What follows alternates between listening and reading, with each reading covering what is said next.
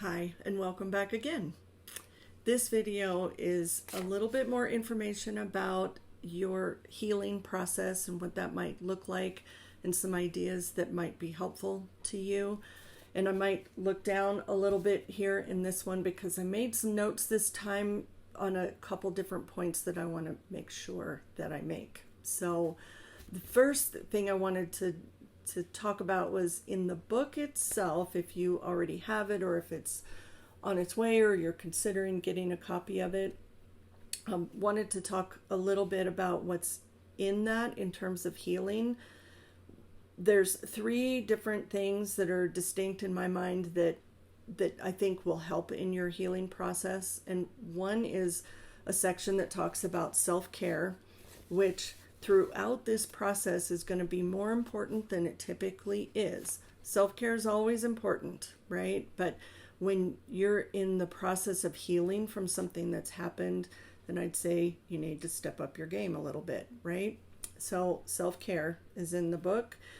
There is a section on protecting yourself in the future, and that is the educating yourself piece. Educate yourself about how scams work. Look for information that helps you understand persuasion techniques, as an example. All of that will help you to strengthen, one, your ability to resist it happening in the future, and two, it will show you why you're not stupid, right? Because the scammers use a lot of different techniques. They train each other on how to do this with people to be, unfortunately, very good at what they do. So protecting yourself in the future, that whole section is important too. And it's not a long book. If you have it, you've found that. It's not very long, but packed full of information. So, and then in the healing chapter of the book, there's three separate sections there. And those are, first off, is changing thoughts and emotions. So there's some techniques there in doing that, and I want to come back to that near the end of this video. There are concepts for you to explore. So, for instance, self-worth, understanding how this may have impacted your self-worth. If this was a romance scam, your own personal attachment style may have impacted how you behaved throughout this supposed relationship, right? Like, they lied. They presented themselves as something different than they actually were. And so your attachment style could have been something that was leveraged by them. So understanding more about attachment and your own style could be important in your own healing, right? And then actions you can take. So there's a whole section on specific actions that you might take that are things that would be helpful in healing to you. In addition to that, the videos contain information about self-care as well. And I encourage you to process this with someone that is safe to do that with. And in the last video, I mentioned that piece. You want to be very careful about who you process this with and who you tell, because you don't need any more judgment on top of the judgment that you are throwing at yourself throughout the aftermath from this scam that happened to you. And another thing that I encourage for people is expression in some fashion of the emotions that you're experiencing. I don't believe that if you bottle up emotions, they have as much of a chance to heal, right? So expressing those emotions is probably going to be important for you as well.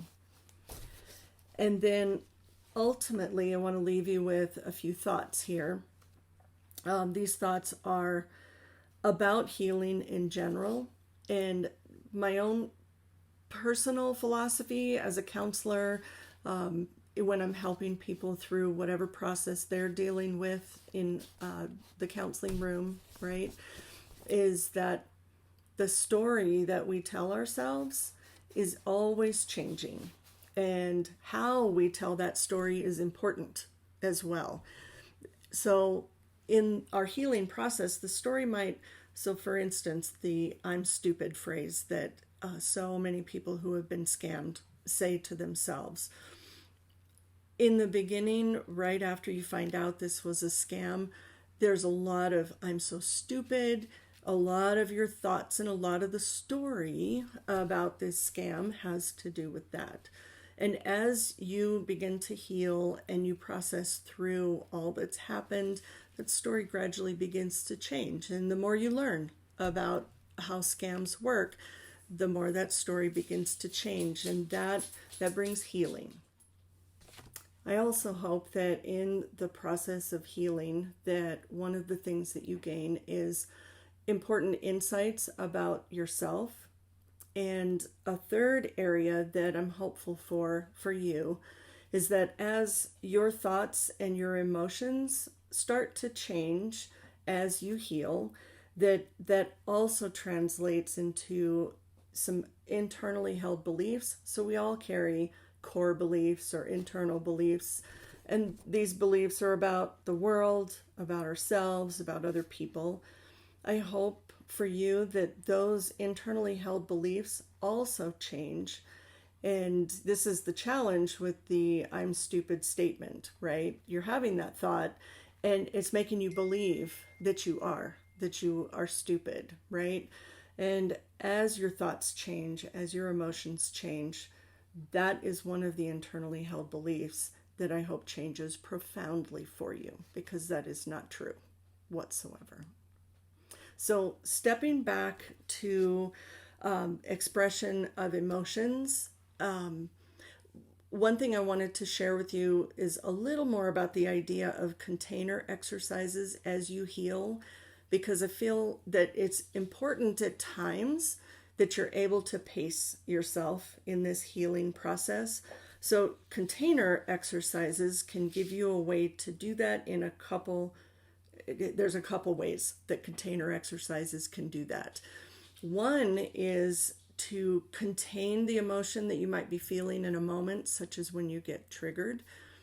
And you get triggered, but you're in a place where you can't really express emotion right now. You're with your children, as an example, or you're in the grocery store, and it would be awkward, right?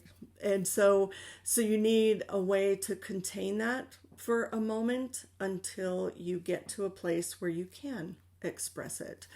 And then some container exercises are designed to kind of meter how much you're expressing emotion. So if you feel like it's out of control a lot, then you might need to set time aside and contain it to that time.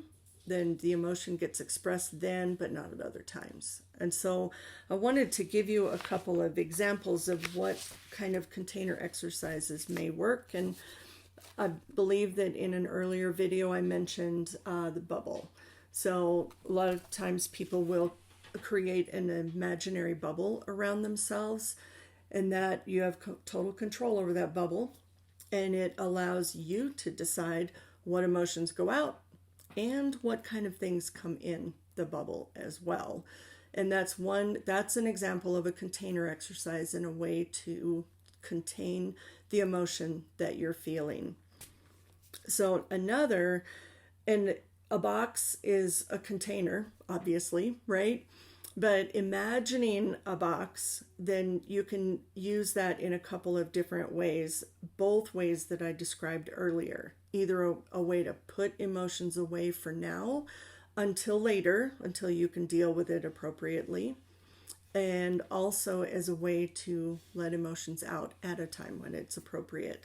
So the way you imagine this box might depend on the use that you need. So as an example, if I can't sleep at night and I am worrying about a problem, then I will imagine a box and I will put the problem in the box and slam the lid closed. And when that happens, then that gives me permission, sort of, right? It gives me permission to let that go until the next day when it's a better use of my time, right? I put it away until the next day when I can deal with that problem, because the most important way for me to deal with the problem right this minute is to go back to sleep. So, and then the opposite of that, I've had people imagine a box and all the things associated with whatever problem are in the box, right? And they set a timer for, let's say, 15 minutes. For those 15 minutes, they allow what's in the box to come out. They allow the emotions to be expressed. They cry, they scream, they pound things if they're mad, right? They allow the kind of expression of those emotions that many of us actually need, right? And so when the timer goes off, though, that's time to put everything back in the box and put the box away mentally. And sometimes people actually use a physical box, such as with grieving for a person that has died. They'll put mementos about this person in the box, and they'll set a timer, and for a short time, whatever time feels appropriate, they will look at the things in the box and they'll remember this person and they'll grieve hard for this person, right? But then when the timer goes off and the time is up, they put things back in the box. And then there's an element of honoring what you need to do by containing it in this way and allowing yourself to express it for a certain time, right? So some other ideas. So my grocery store example, if you're in the grocery store and something reminds you of a distressing thing, then a couple of ways you can potentially contain that might be to imagine that what you're seeing right now that has reminded you of whatever it is, make that a still image instead of what's happening in front of you. Maybe turn what you're seeing black and white. Maybe imagine that you have a remote and you shut off the volume, right? So those are some examples, and hopefully they give you some ideas about some other ways to contain things for yourself so that you're able to meter or manage the level of emotion that you've been feeling throughout this process. So that's it for this video. Thank you again for watching, and I hope that these are very helpful to you. Thanks.